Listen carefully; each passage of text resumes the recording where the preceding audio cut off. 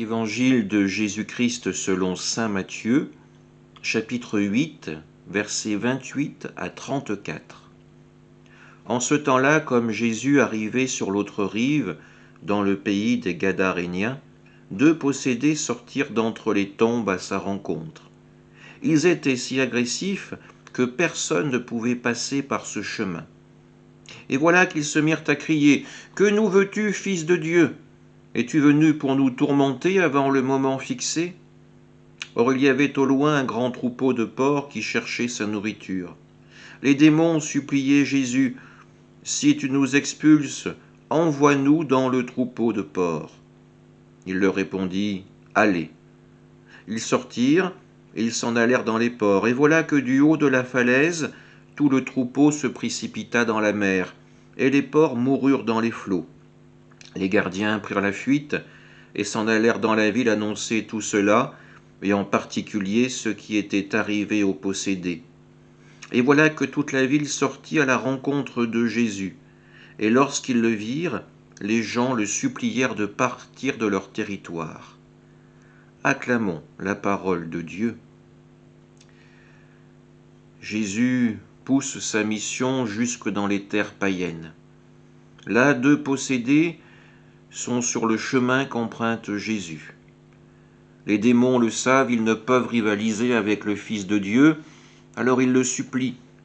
Ils savent très bien qu'ils vont être expulsés des hommes qu'ils possèdent, alors qu'au moins ils puissent se réfugier dans le corps de ces porcs qui sont au loin. Jésus leur dira « Allez ». Ils sortent et s'en vont dans les porcs. Mais bien sûr, le mal ne peut conduire qu'à la ruine et à la destruction. Donc le troupeau tout entier va aller se jeter dans les flots du haut de la falaise.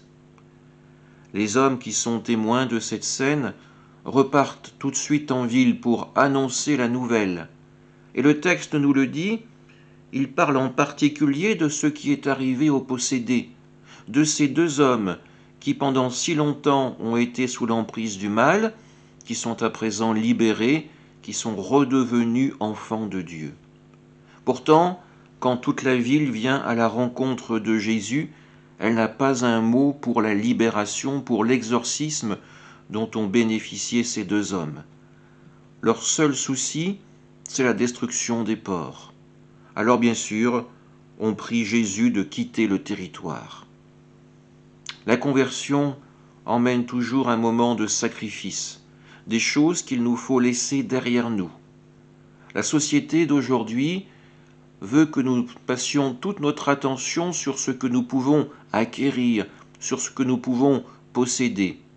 Et à la fin, ce sont ce que nous prenons pour nos richesses qui nous possèdent véritablement. Nous ne sommes plus les maîtres, nous sommes devenus de simples serviteurs. Jésus vient pour nous proposer une libération, pour nous mettre face à ce qui est important dans notre vie, l'amour du prochain et l'amour de Dieu.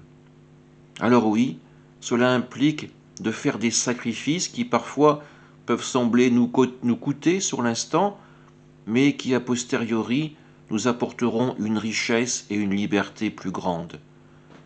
Ne soyons pas les esclaves de nos possessions, mais soyons avant tout les enfants libres et aimés de Dieu. Amen.